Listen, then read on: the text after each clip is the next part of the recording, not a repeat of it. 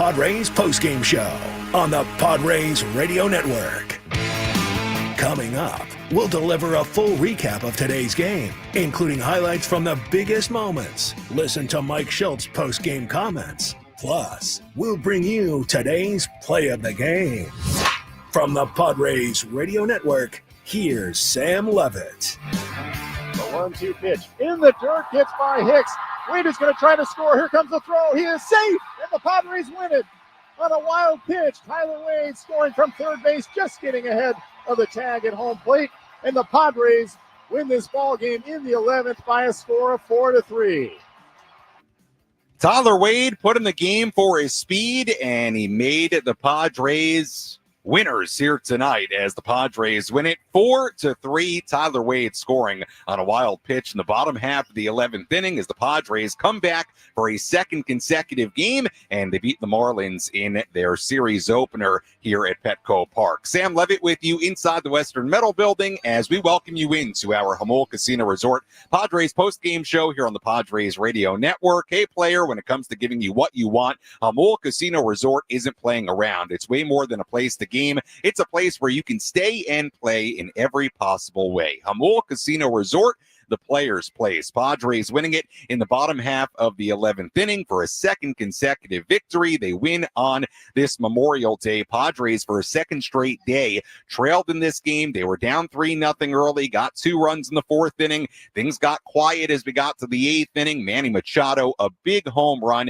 in the bottom of the 8th inning to tie it. The bullpen did an outstanding job in this game to keep it a 1-run game, to keep the game tied. Excellent job in extra innings as well. And the Padres then win it. They get a fortuitous bounce on a wild pitch as Tyler Wade scores the winning run. But a big story from this game, no doubt about it, Manny Machado, the game-tying home run in the bottom half of the 8th inning.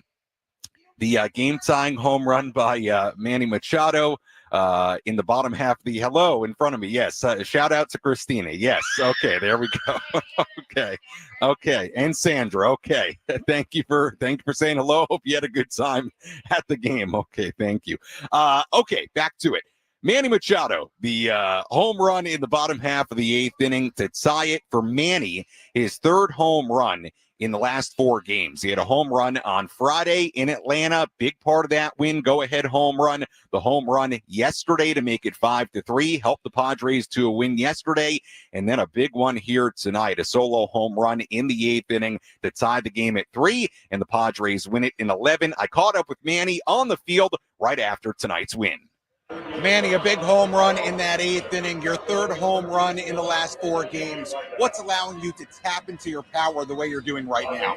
I'm not sure. Having some good swings and, staying consistent with it.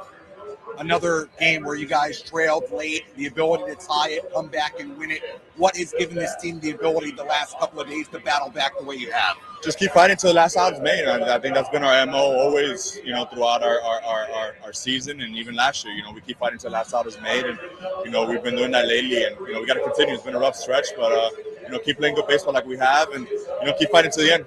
You always talk about it takes a full team effort to win games like this. Let's talk about some of your teammates. Tyler Wade comes in, pinch runs for you. He was ready in that spot to score on that wild pitch. What does Tyler bring to this team? Everyone's ready to commit to winning a ball game, whatever situation. We got guys coming in, pinch hitting in big moments. You got the guys coming in late in the game to, defensively. We got guys coming in to pinch run like that and be ready. So everyone's ready. Everyone knows their job. Everyone committed to winning that ball game every single night, and that's the commitment that we have in there. And you mentioned it had been a little bit of a rough stretch before yesterday's game. So wins like this, comeback wins, they build a little momentum? I hope so, yeah, for sure. It was a good one. First one at home, get it under the way like we did tonight. I think it's a good start. Manny, great job tonight. Thanks so much. Appreciate it. That was Manny Machado right after this win. Manny, the big home run in the 8th inning, his 6th home run of the season, and the Padres go on to win it 4-3. Hey, got to find a way in games like that any way you can, and the Padres win it as Tyler Wade, pinch running for Manny, third base, scores on a wild pitch. When we come back, we'll recap this one from start to finish. We'll go back downstairs, hear from Padres manager Mike Shildt coming up in just a little bit as well. Again, the final score in 11, Padres 4, 4 and the Marlins 3. Padres have won 2 in a row. They start this 3-game series and this 6-game homestand on a high note. More after this on the Padres Radio Network.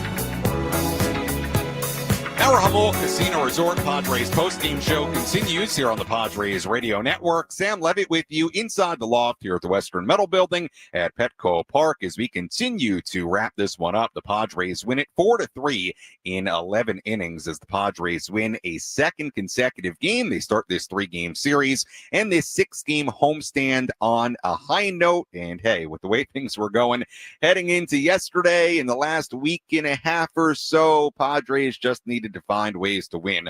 Last couple of days, big comeback win yesterday. They trailed late in this game. Here tonight, Padres find a way to come back and win it as, again, they win it 4-3 in 11 innings. We'll go back downstairs, hear from Padres manager Mike Shildt coming up in just a little bit. Do want to remind you before we get to our game recap that tomorrow is the military hoodie giveaway sponsored by Soapy Joe's and available to the first 40,000 fans in attendance. A great giveaway. Should be a lot of fun here tomorrow at the ballpark. So look forward to seeing you here and be sure to come early because, again, the first 40,000 fans will receive the military hoodie giveaway sponsored by Soapy Joe's. Well, a sold-out crowd here at Petco Park tonight, 40,000 plus in the building, the 22nd sellout of the year. They were treated to a good one. Let's recap it.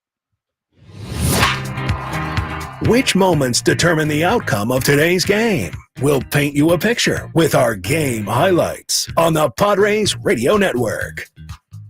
Things got off to a rough start tonight for Randy Vasquez. The Marlins' Jesus Sanchez hit a leadoff single against him. Agustin Ramirez was next. The 2-2 offering swung on line drive, heading towards the gap. Could be trouble. Fernando racing over. He's not going to get it. Sanchez is rounding second, heading to third. They're going to send him. Here comes the throw. It's not going to be in time. It's cut off in shallow right field.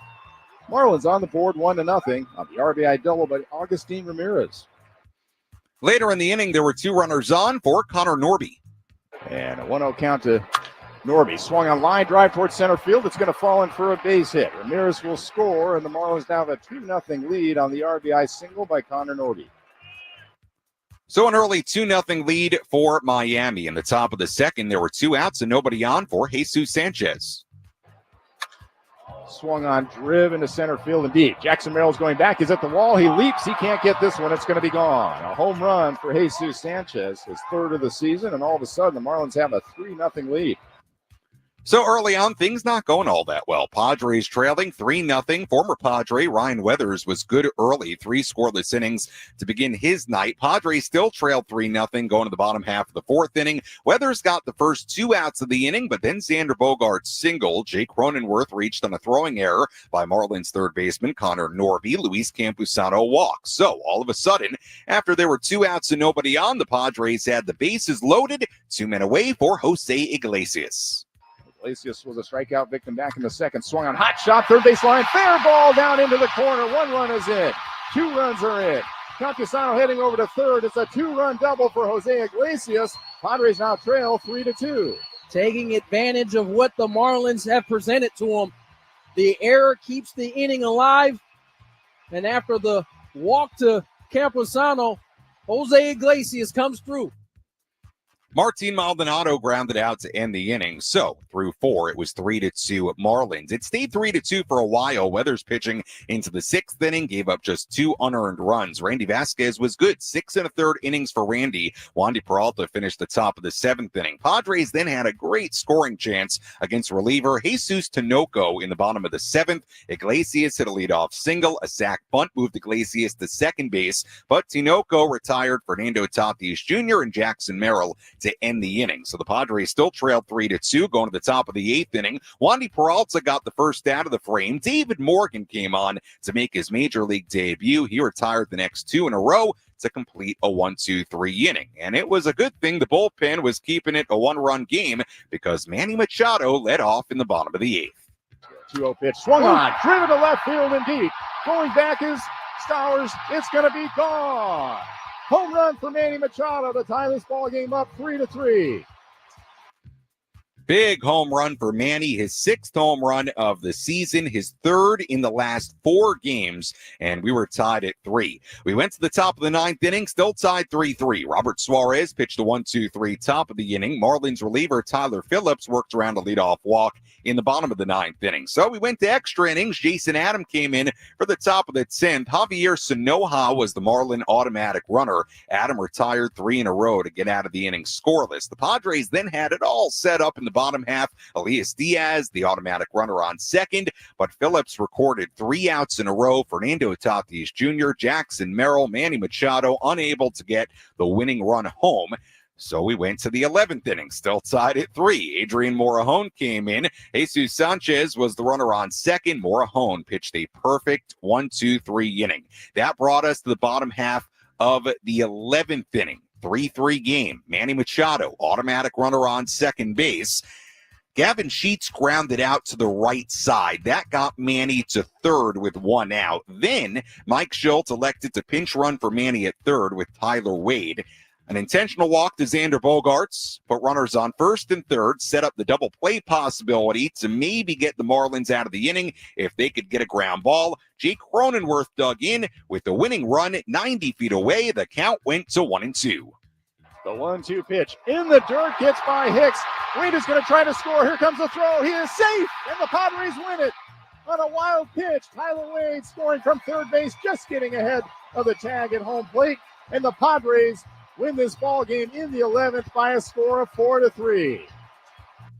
Padres find a way. Tyler Wade scoring on a wild pitch with Cronenworth at the plate. Padres walk it off on the wild pitch as they beat the Marlins again by a final of 4-3. Final totals in 11 for the Padres. 4 runs on 5 hits, no errors for Miami. 3 runs, 7 hits, and 1 error. Padres win a second in a row. They're now 30-22. The Marlins dropped to 21-31 on the season. Adrian Morejon improves to 2-2 with the win. It was the right-hander pitcher Cade Gibson, who took the loss for Miami. He drops to a record of 0-2.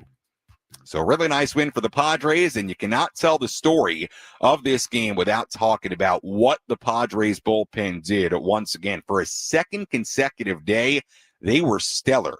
Wandy Peralta, David Morgan, Robert Suarez, Jason Adam, and Adrian Morejon combined for 4 2/3 scoreless innings. They gave up 1 hit. They had perfect 10th and 11th innings between what Adam and Morejon did in the 10th and the 11th. And oh, by the way, yesterday it was 4 scoreless innings for the Padres bullpen. So you want to talk about some big-time performances, really, by everybody out of the pen. The bullpen, no doubt, playing a big, big role in tonight's win. And by the way, Randy Vasquez, the final line, really good. It was a rough start for Randy, but he settled in. 6 innings in the third, 3 earned runs given up, 6 hits, gets the no decision, but by definition, a quality outing and a really nice one for Randy Vasquez on this Memorial Day. When we come back, we'll hear from Padres manager Mike Shildt. Again, the final score in 11, Padres 4 and the Marlins 3. This is the Padres Radio Network.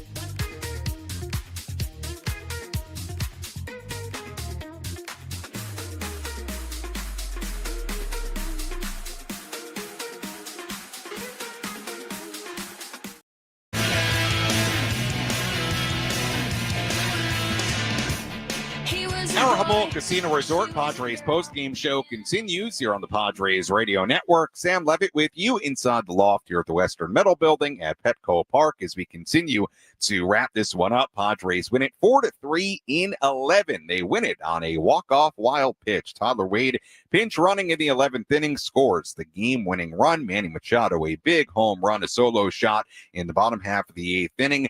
off Calvin Fauché to tie the game at 3 in the 8th. Padres trailed 3-0 after just an inning and a half in this game. They get 2 in the 4th inning on a Jose Iglesias 2-run double, a solo home run by Manny in the 8th, and they win it in the 11th. That was all the scoring for the Padres here tonight. But hey, you don't have to score a lot. You just got to find a way to win, and the Padres have done exactly that the last couple of days. Again, the pitching, really a big story in this game. Randy Vasquez, 6 innings and a third, 3 earned runs given up on 6 hits. He gave up the 3 early runs, but really settled in for a nice outing. Randy's ERA is down to 3.58 on the year. I mean, you look at what Randy's done.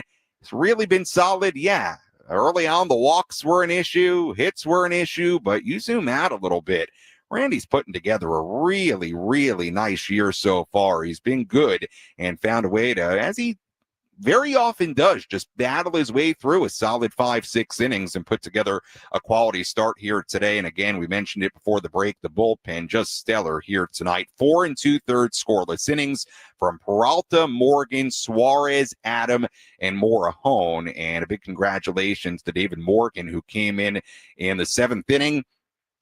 Morgan came in the 8th inning and faced 2 batters, got 2 outs, threw 6 pitches, and did a really nice job. So very nice day for David Morgan making his major league debut. Certainly contributed to this Padres win here tonight and contributed to what was an outstanding effort from the Padres bullpen for a second straight day in a second straight win. Let's go downstairs here at Petco Park and hear some post-game reaction.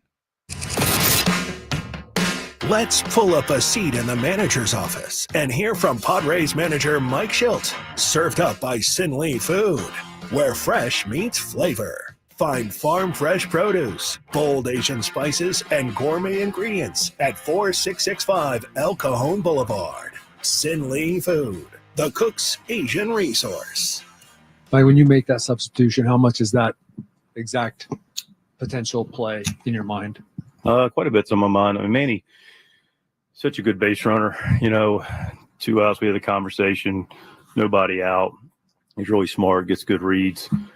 She does a great job getting him over, setting us up. Then it gets to be a little bit of a speed play. But again, Manny's such a good base runner. But, I talked to Manny, I score on that. And he probably does. But yeah, so just chance to get weighty in. He's really, really good. He's really particularly good at reading balls like that. And he's really good at reading balls, on the ground and contact with timing and his speed.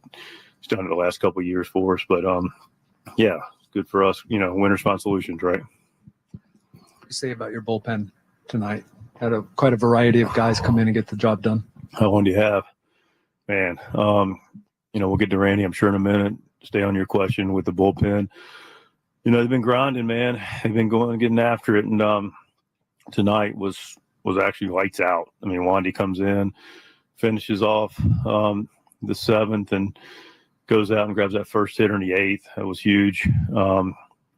Sets up Morgan. Congratulations to Morgan, making his big league debut. Knocks down his 2 guys, and then here we go. Manny, big swing to tie it. Suarez right there, in the 9th. Adam, fantastic in the 10th, and Morihone, lights out again. Just his stuff's, all 3 other stuff's really nasty. Morihone's been particularly filthy as well, but just can't say enough about the bullpen. I know we've seen it before where we know what Manny can do with power-wise, but for him to kind of not get outside of himself when it wasn't coming early in the season, and now for it to have come like it has, what can you kind of say about the way he's approached it all throughout? Yeah, no, I think he just said it is about approach. And, he's such a professional, and he's a professional hitter within the term professional, because he really just does everything well. The dive and play, I think, in the 4th, was fantastic as well defensively. But yeah, once he realizes he knows who he is, which is pretty clear, and doesn't try to do too much and stays with that. The good news is when his game's hard and you have a little bit of any kind of issue and you know who you are, like Manny does, you don't have to search very far to get back to the greatness that is Manny Machado.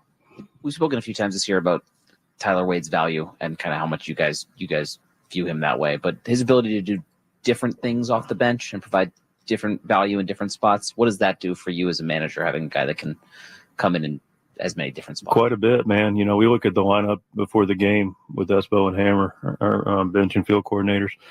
And just like, you know, where are the possible scenarios, you know, they don't all, we can't all map them out. But, you know, when it comes to Wade's name, we're like, he could do this, he could do that. Late in the game, he could do this, you know, he could run for that guy. He can, you know, get a bunt down if we needed to. He can go play defense there. And so it's constantly, the game goes like, where does he fit? And a lot of nights it doesn't fit. But when he fits, and he fits well. Did you think of Randy? Well, Randy was great. I mean, listen, you know, they got him early. They got some swings off. You know, it's a comebacker hurt him a little bit, but down 2, Sanchez gets him 3-0. Second inning, threw 27 pitches, I think, the first inning. I could stand to be corrected on that one, but so Pointy has a long inning. It wasn't tracking to get into the 7th, 3-0. We had a bullpen game 2 days ago, and there he goes. Him and Malty went to work and really pitched his tail off to get us into the 7th and keep it right there, which we were able to obviously use our bullpen and our grit to come back and get a win. That was Padres manager Mike Shildt after this 4-3 win in 11 innings for the Padres against the Marlins tonight. Sam Levitt back with you inside the Western Metal Building at Petco Park as we continue our post-game coverage here on the Padres Radio Network. Let's touch on a couple of things that Mike Shildt talked about there. We talked about the bullpen, how great they were. The Padres don't win this game or yesterday's game without the stellar performances by this bullpen. Again, you look at the last 2 days, yesterday 4 scoreless innings from the pen, and here tonight it was a combined 4 2/3 scoreless innings, again after Randy Vasquez was really solid pitching into the 7th inning and giving up 3 earned runs in this game. Let's talk about the decision to pinch run for Manny with Tyler Wade when Manny gets to third base. And look, yeah, Manny's probably right that he scores on that wild pitch.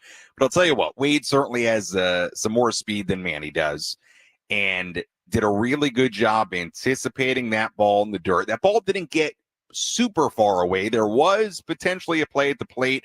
The pitcher, Gibson, couldn't handle the throw cleanly. Even if he did, I don't think they would have got Wade anyway. But having just a touch more speed at third base, it puts a little bit more pressure on the defense to A, not throw a wild pitch, and B, have to now make that play at home plate when Cade Gibson does. So, look, I like the decision to pinch run with Wade there and ended up working out, right? I mean, that's one of the reasons you pinch run with a little bit more speed in that spot, not just because you got a better chance to score on a sac fly with 1 out, but you have a chance when a ball bounces away and maybe not all that far away, you've got a little bit of a better chance to score that run on a wild pitch, and maybe you have a base runner there that can feel a little bit more aggressive with a little bit more speed where a run wins the game. So it worked out perfectly. The decision worked out beautifully for Mike Shildt and the Padres coaching staff. And look, Tyler Wade, we know what he means to this team, what he brings to the clubhouse, the appreciation his teammates, the coaching staff has for Tyler Wade. We've been over it many, many times. Tyler did an outstanding job when he was called upon to start day after day when the Padres were dealing with injuries. So all the credit in the world to Tyler Wade. This is a guy, we talked about it plenty over the last couple of years, that is always ready in any spot, is ready to do whatever he needs to do to help win a game, and has had some really nice moments and some really nice contributions so far this season. As far as Manny, we talked about, and in fact it was in our What to Watch For segment tonight, we wondered if what we saw in Atlanta, the home run on Friday and the home run yesterday, if that was going to be the start of seeing some more consistent slug from Manny, if that was going to be the start of seeing more home runs more consistently from Manny Machado, because we pointed out in the pregame today that Manny was on pace for only 16 home runs this season. And this is a guy that's averaged 28 home runs per season through his first 6 years in San Diego. And we know the deal with Manny. Really, no matter how he starts, how it's going, middle of the year, he always seems to get to his numbers, to his typical back of the baseball card numbers by the end of the year. And what do you know it, all of a sudden, In a span of a few days, he goes from 3 home runs to 6 home runs. Now, have the power and the slug numbers, in a sense, been down for Manny? Yeah, 6 home runs. You would expect it to be a little bit higher, a third of the season in. 24 RBIs, you'd expect it to be a little bit higher. But I've made this point before, and I'll make it again. There are a lot of things that Manny has done so far this year that have been really, really, really good offensively. The 16 doubles have been really good. The 391 on base percentage has been really good. Manny's batting 319 on the year, and we're now a third of the way through the season. So his average has been very, very impressive so far. The OPS is 888. It's not the highest you're going to see Manny have it, but 888, respectable considering he's only got 6 home runs on the year. But would anybody be surprised if at the end of the year he's somewhere over 25 home runs and he's right around 100 RBIs? I certainly wouldn't, because Manny has a long, long track record of getting to those numbers. And I'll tell you what, you want to talk about impactful home runs the last few days. The one he hit on Friday gave the Padres the lead in the 9th inning, essentially won them the game. The home run yesterday, big home run. It was only a 1-run game when he hit it yesterday, gave the Padres some much-needed insurance. And the home run tonight, hey, he doesn't hit that home run in the 8th inning, Padres may lose this game 3-2.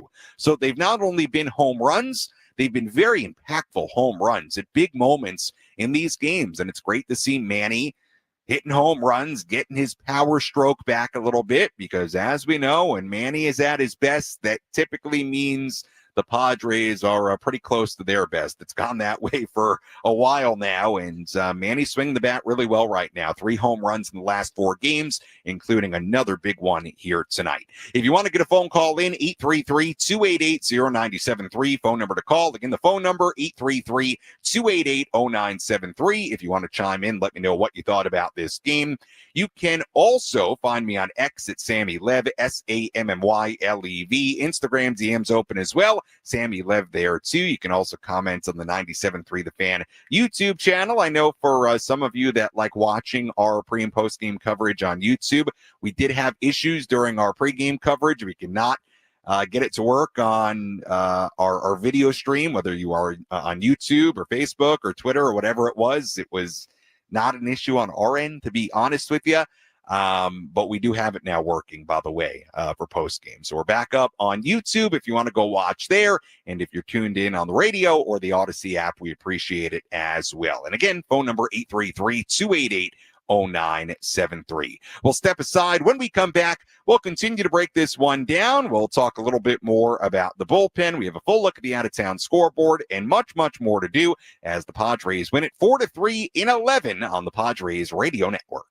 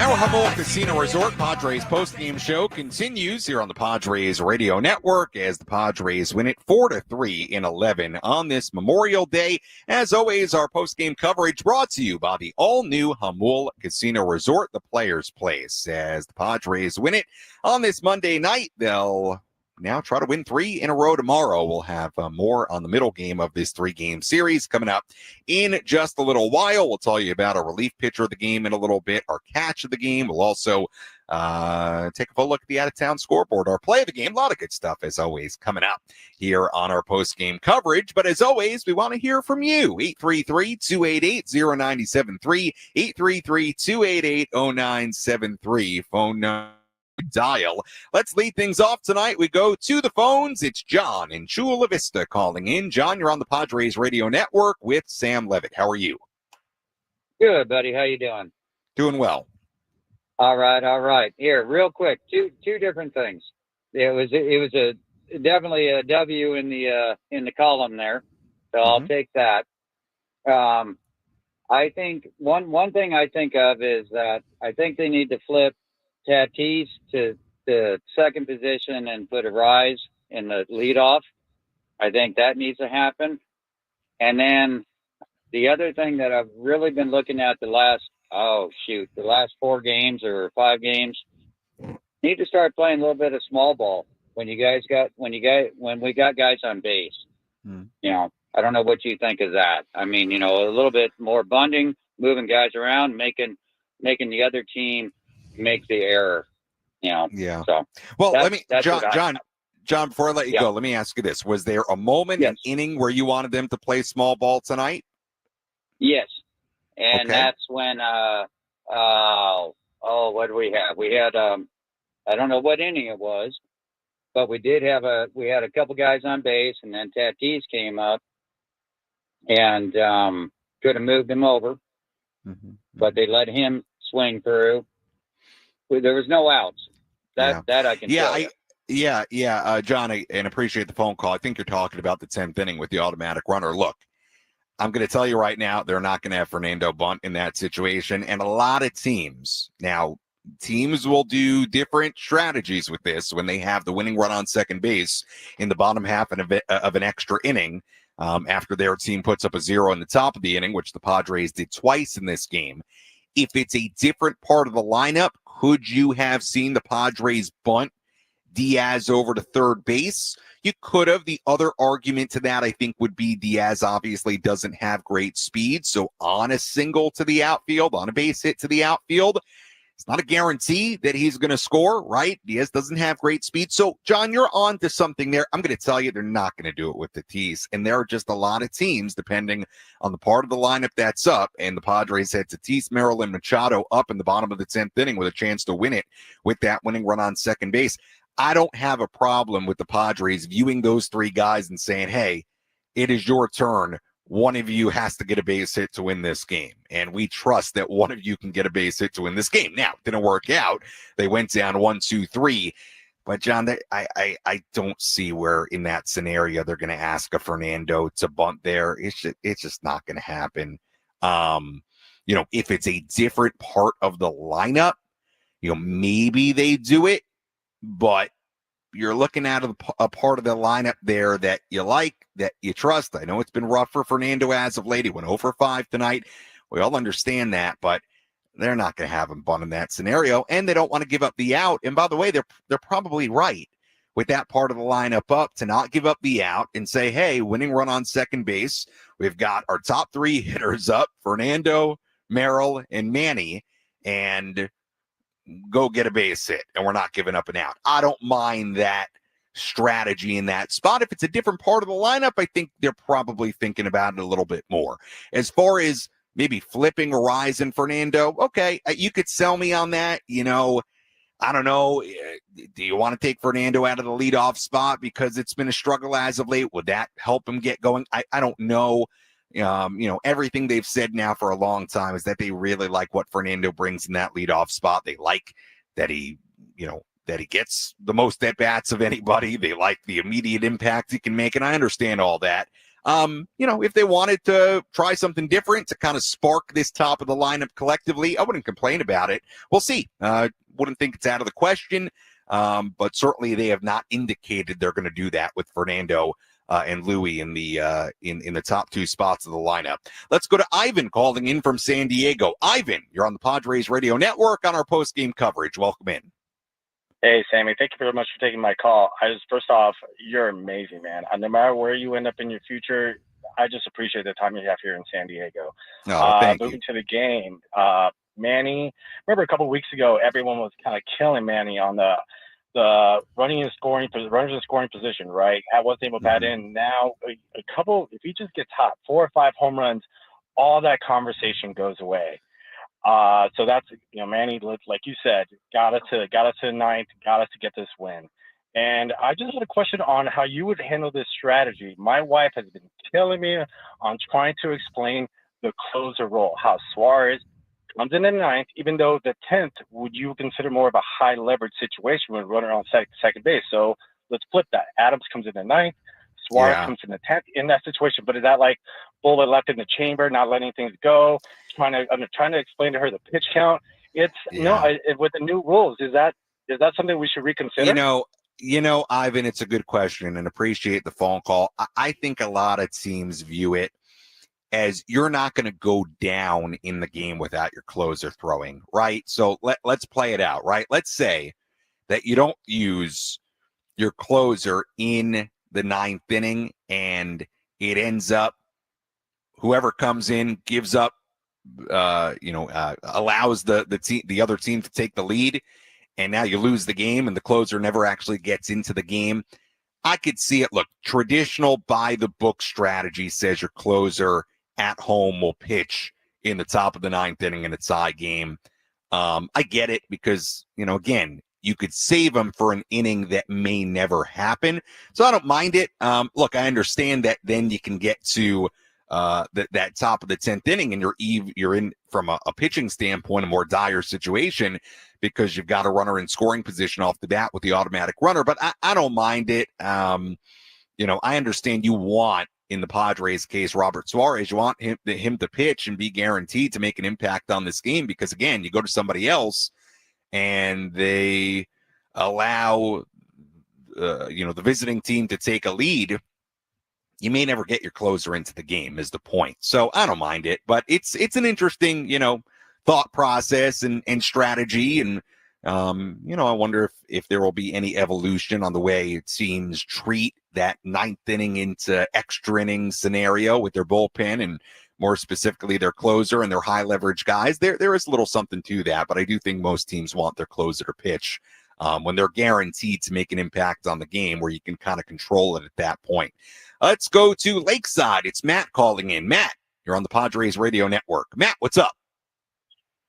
How are you this fine Padres win evening, Sam? Oh, I'm doing great. Had a nice weekend. Good to be back at the ballpark. Beautiful evening, so can't complain.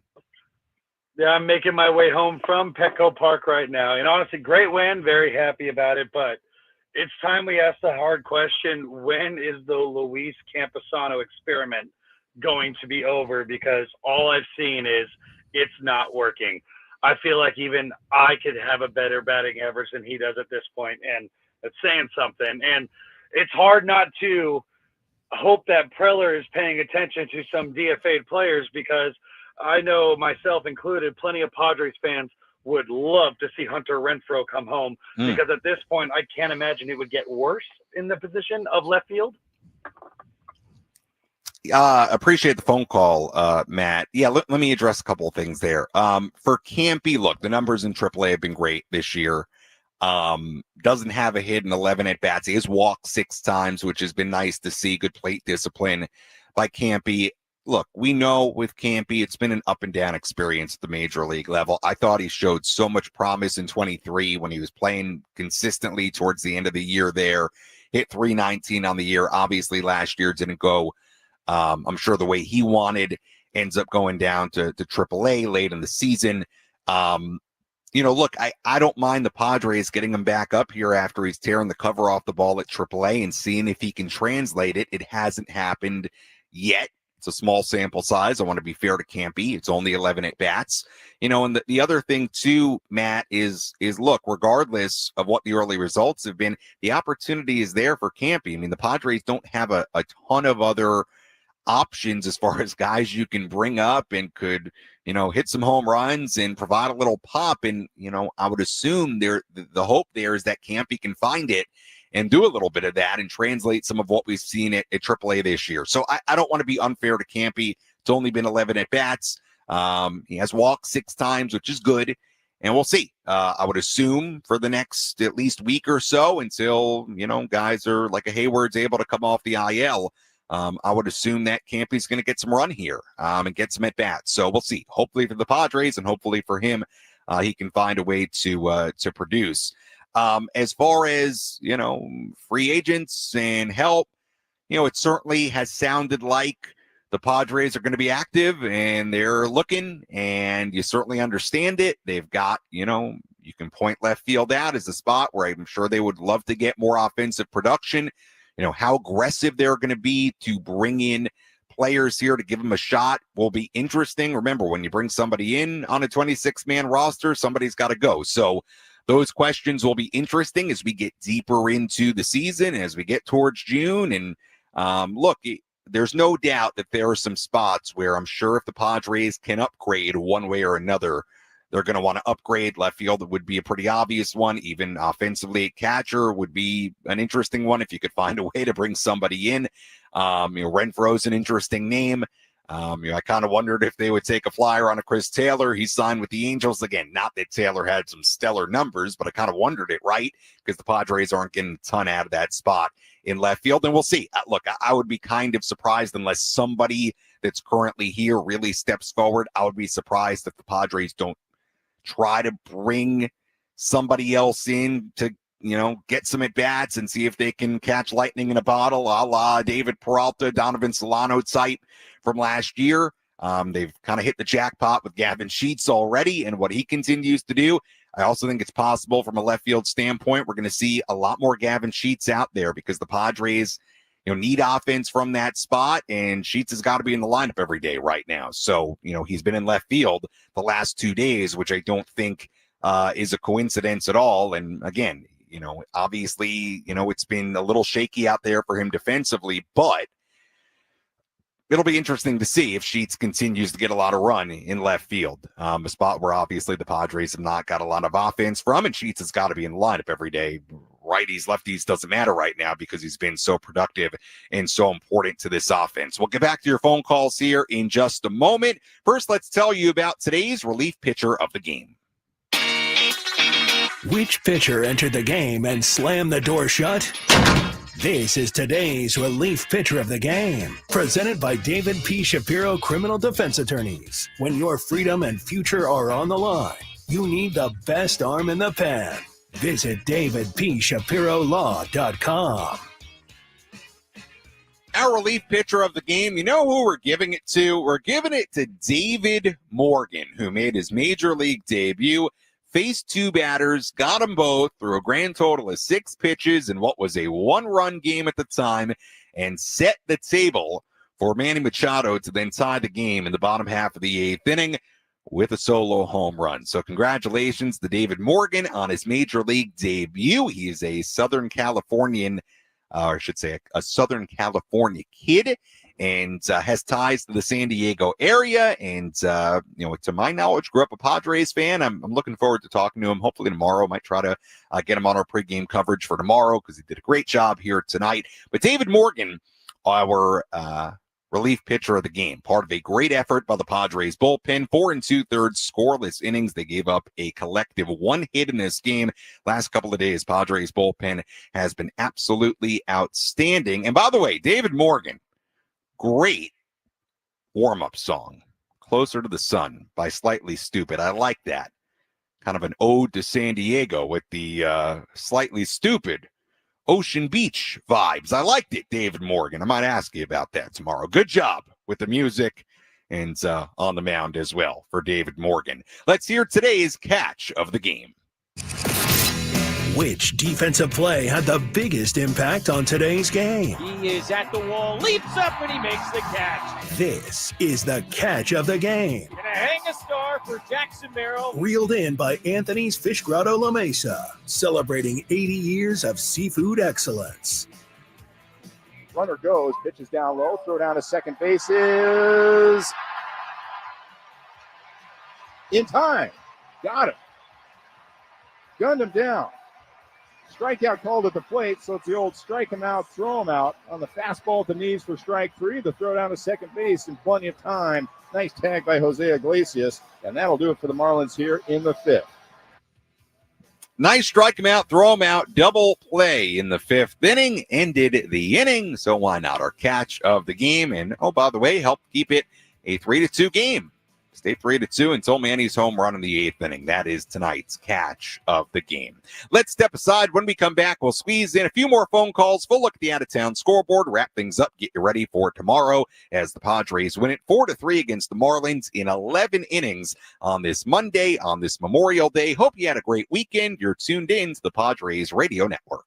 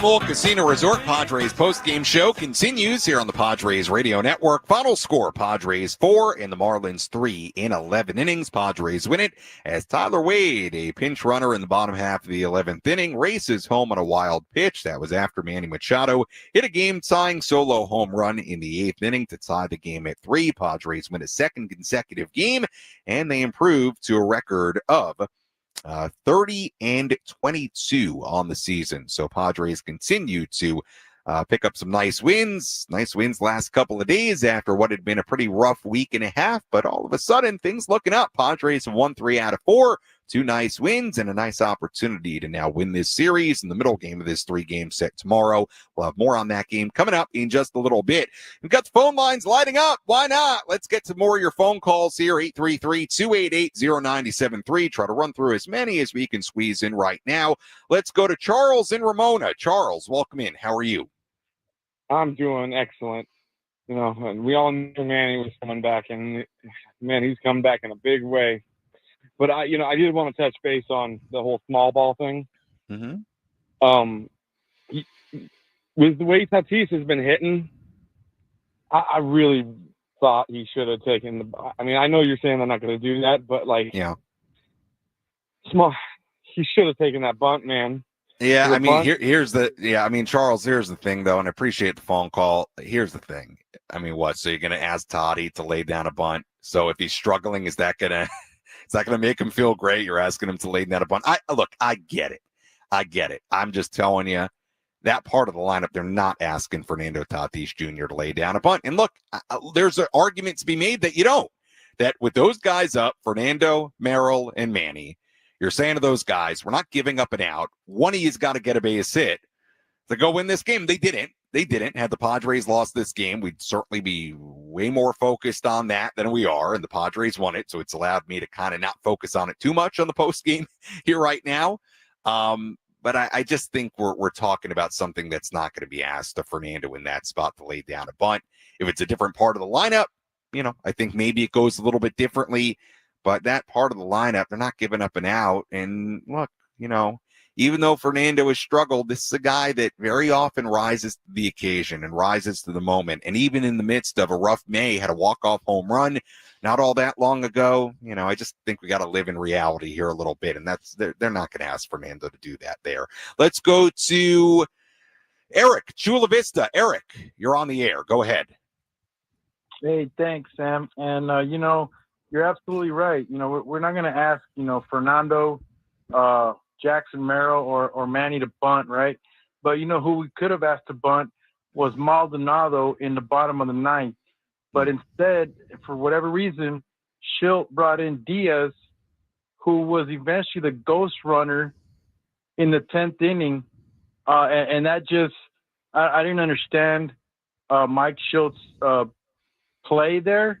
But luckily it worked out later on. Yeah, I mean, appreciate the phone call. I'm not totally sure what you're getting at there, to be honest, because there was one out when Iglesias walked. I mean, you're not going to bunt him over, and then you got 2 outs. I mean, you're not going to bunt him over with 1 out. I mean, at least in my opinion. I mean, I guess you could make the argument that you do it to get Fernando up. Grounds into a double play Diaz, then he's the runner on second base. I see it didn't end, that inning didn't end the way you wanted it to, because then you had Diaz as the runner on second base. But I don't think you're going to bunt him over with 1 out, and then you've got 2 outs. You do get Fernando up with the winning run on second, but look, kind of a worst case scenario happened there where Diaz grounded into the double play. Fernando didn't get up at all, and then Diaz is the runner on second base. So it didn't work out, but I'm not sure they're going to bunt him over there with already 1 out in the inning. Continue on the phones here quickly. Run through a couple more here. Let's go to AJ calling in. AJ, you're on the Padres Radio Network. Our post-game coverage with Sam Levitt. Go ahead. Hey, thanks for taking my call. Great outcome. I've got 2 quick points. One, I don't know why we would, Maldonado did a great job behind the plate today, and I would have much rather seen Wade or Lockridge come in to pinch, because then you're taking Maldonado out. And I mean, I think that either of them would have been a better choice, because you've got wheels versus not. And and then I still have PTSD from Diaz trying to, get to second, went to stretch out that run when he should have stayed at first and not pay attention to the right fielder when he's running. So that's the first point. And second point is, I hope that Hayward goes on like the 90-day injured list, and let's keep Sheets out there. I know he's not as efficient in defense, but he's been killing it in offense, and I think it's a great morale boost. And who knows, Wade or Lockridge could be better, but Hayward is just a dumpster fire at the plate, and it's every time he gets up there, it's just painful. I mean, I'm curious what you think about that. Yeah. Well, AJ, look, I appreciate the phone call. Look, I certainly hope Jason Hayward gets back to full health and is, good to go as soon as possible. I don't love the way you put that with the IL and the words, but keep it nice if we can here, please, or at least kind. Look, obviously for Hayward offensively has not been great. Look, we'll see what the deal is ultimately. When he's ready to come back and what the plan is moving forward. I do like Sheets in left field if it opens up the rest of your lineup a little bit. Obviously, left field offensively has been a tough spot. Look, I don't know that the Padres are done with Hayward and seeing what he can provide, and we'll see kind of what the deal is when Jason comes back. Look, I hope for his sake that he's through this oblique issue and comes back as quickly as he can, and hopefully contributes. He's been a very good presence inside that clubhouse, and I certainly hope he's, able to come back and contribute. I think it would be in the Padres' best interest for Jason Hayward to come back and be productive and contribute and be a part of this. So that's what I hope. And we'll see how they treat it when he comes back and kind of what they need to do, because we know left field has been, no doubt from an offensive standpoint, a rough spot so far this year. All right, one more phone call here. Let's go to Ali. I'm not sure which, calling in from San Diego. You're on the Padres Radio Network. Go ahead. Hey, how you doing, Sammy? Glad to get a chance to chat with you here. And it's Ali. Okay. Hey, I just wanted to make the point that, I know these guys have been coming off a 6-game losing skid, but going to Atlanta and then getting this win here, close wins. Our top of the lineup's not hitting the best that they could, but, I just think it's great they're still able to battle and get some wins here, even though, we're not hitting our best right now. Yeah, look, and I appreciate the call, Ali. It's no secret. Before yesterday, it had been a really, really tough stretch. They had the 6-game losing streak. There were moments on the road trip that were really tough. The offense for most of the road trip was not producing very much at all. With that said, again, you kind of wake up tomorrow morning. You've won 3 out of 4. You're sitting at 30-22. You've got 2 more against the Marlins, 3 against the Pirates Friday, Saturday, and Sunday. And to be honest with you, the Padres have a nice opportunity this week to get things back on track against 2 not very good teams and get their offense back on track. And you could very well, if you win both these series or sweep one of them or sweep both of them, whatever it might be, at least win them. Got a very good opportunity to get to Monday, get it to a week from today, and be in a really nice spot. And, be, 10 games or so above 500 and, kind of righted the ship a little bit here after what was a really rough week and a half, and hopefully get the offense going again. So they've got a nice opportunity this week to get back on track against some teams they should be able to take care of. And hopefully the last 4 days, winning 3 out of 4, winning the series in Atlanta. Hopefully this is a step in the right direction of the Padres sort of steadying the ship. You hope so. Let's take a full look at the out-of-town scoreboard, tell you what's going on around the major leagues. Let's take a trip around the bigs to highlight the scores that matter most with our out-of-town scoreboard. Presented by Jensen Premium Beef Patties. Always a hit for grilling. Take a look at the out-of-town scoreboard. Everything has gone final today. Tigers beat the Giants 3-1 in Detroit. Brewers beat the Red Sox 3-2 in Milwaukee. Jackson Chourio, a home run in that game for the Brew Crew. Cubs beat the Rockies 3-1 in Chicago. Orioles beat the Cardinals 5-2 in Baltimore. Dylan Carlson, a home run in that game for the Orioles. Blue Jays beat the Rangers 2-1 in Arlington. Mets beat the White Sox 2-1 in New York. Francisco Lindor, a sac fly, a walk-off sac fly in that game for the Mets. Reds beat the Royals 7-4 in Kansas City. Tyler Stevenson, a 2-run home run in that game for Cincinnati. Dodgers beat the Guardians 7-2 in Cleveland. Shohei Ohtani, a home run in that one for LA. Rays beat the Twins 7-2 in Tampa Bay. Danny Jansen, a home run in that game for the Rays. Diamondbacks blanked the Pirates 5-0 in Arizona. Eugenio Suarez, his 15th home run of the season in that one. And finally, Yankees beat the Angels 5-1 in Anaheim. Anthony Volpe, a bases clearing double in that game for the Yanks. And that's a full look at the out-of-town scoreboard on this Memorial Day, on this Monday. Padres win it in 11, 4-3. Let's hear today's play of the game. The line between winning and losing can be razor thin. Which play was the difference between victory and defeat? This is today's play of the game, presented by Bill Howe Plumbing, Heating, and Air. The 1-2 pitch in the dirt, gets by Hicks. Wade is going to try to score. Here comes the throw. He is safe, and the Padres win it on a wild pitch. Tyler Wade scoring from third base, just getting ahead of the tag at home plate, and the Padres win this ball game in the 11th by a score of 4-3. Our play of the game, Tyler Wade, the pinch runner, scoring from third base on the wild pitch. The Padres win it 4-3 in 11. Good recognition, good readiness, good preparation, good speed by Tyler Wade. T-Wade scoring the winning run as the Padres win it a second in a row to improve to 30-22.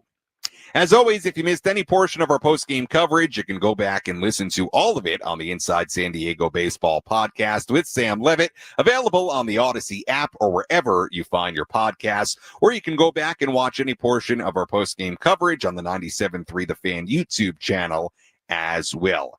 Taking a look at tomorrow's matchup. First pitch tomorrow, 6:40 p.m. Our EcoWater SoCal Padres pregame show will begin at 5:40 from the Western Metal Building here at Petco Park. Our starting pitching matchup tomorrow, right-hander Stephen Kolek on the mound for San Diego, and it is left-hander Max Meyer on the mound for, right-hander Max Meyer. I don't know why I said lefty. Right-hander Max Meyer on the mound for Miami. Kolek against Meyer. Again, first pitch at 6:40. And remember, tomorrow is the military hoodie giveaway sponsored by Soapy Joe's, and it's available to the first 40,000 fans in attendance. So be sure to show up early, grab that awesome military hoodie. If you want to see it, you can go to my X at Sammy Lev. Scroll down a little bit. Took a photo of it in the studio over the weekend of myself in the hoodie. Very cool giveaway item. Hope to see you here tomorrow. Taking a look at the final totals here tonight. In 11 innings for the Padres, 4 runs, 5 hits, no errors. They left on 8. For the Marlins, 3 runs, 7 hits, 1 error. They left on 6. Winning pitcher tonight was the Padres left-hander Adrian Morejon, who improves to 2-2.